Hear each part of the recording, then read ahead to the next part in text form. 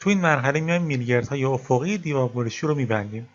یعنی میلگری که از اینجا پشت ستون شروع میشه میره پشت کل این میلگردهای عمودی رو میگیره و میره انتهای ستون بعدی. میلگردی هست با قطر 10 یعنی فی 10 و هر 20 سانتی متر ما روی میلگردهای شابلون علامت گذاری کردیم. فعلا از وسط دیواربرشی پایین اینا رو کامل میبندیم. اینجا هم میلگردهای فی 10 هستن که برای کمرکش دیواربرشی آماده شده و اینا رو باید به ترتیب ببندیم.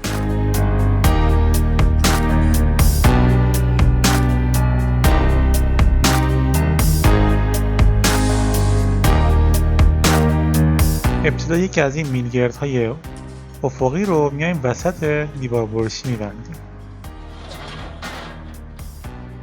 همونطوری هم که توضیح دادم این میلگرد میفته پشت میلگردهای عمودی.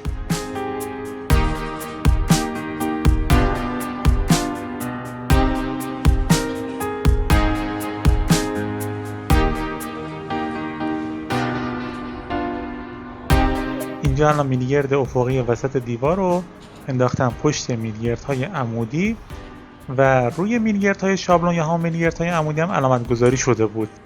یعنی روی همشون 20 علامت زده شده بود و دقیقا در یک راستا روی علامت ها این میلگرد افقی بسته میشه.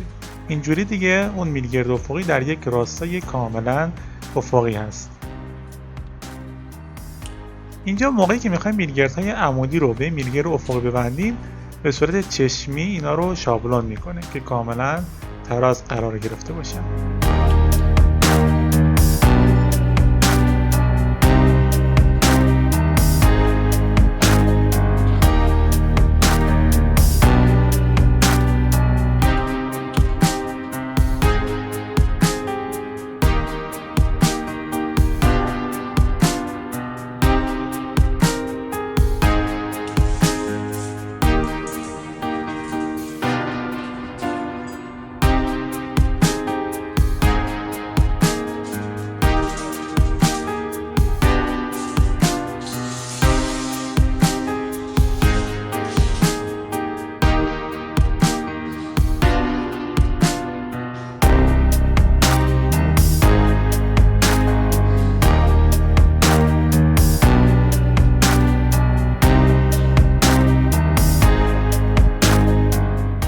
میلگردهای کمرکش بعدی دیواربرشی هم به همین ترتیب پشت میلگردهای عمودی قرار میگیرن و روی اون فاصله 20 سانتی بسته میشن.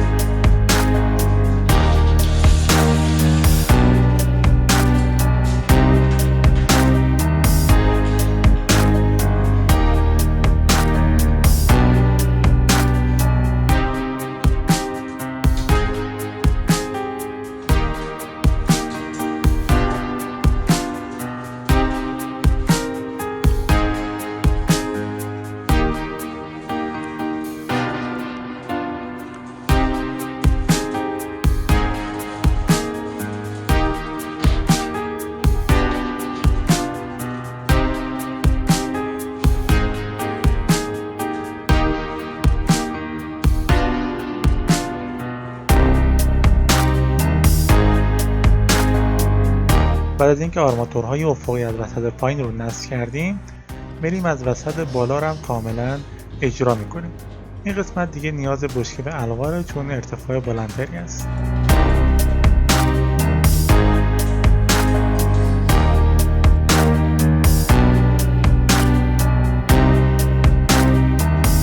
تو این مرحله کلا آرماتورهای افقی یا همون آرماتورهای کمرکش دیوار برشی قسمت عقب، چون 2 تا شبکه داریم، شبکه عقبی دیگه الان تکمیل شده.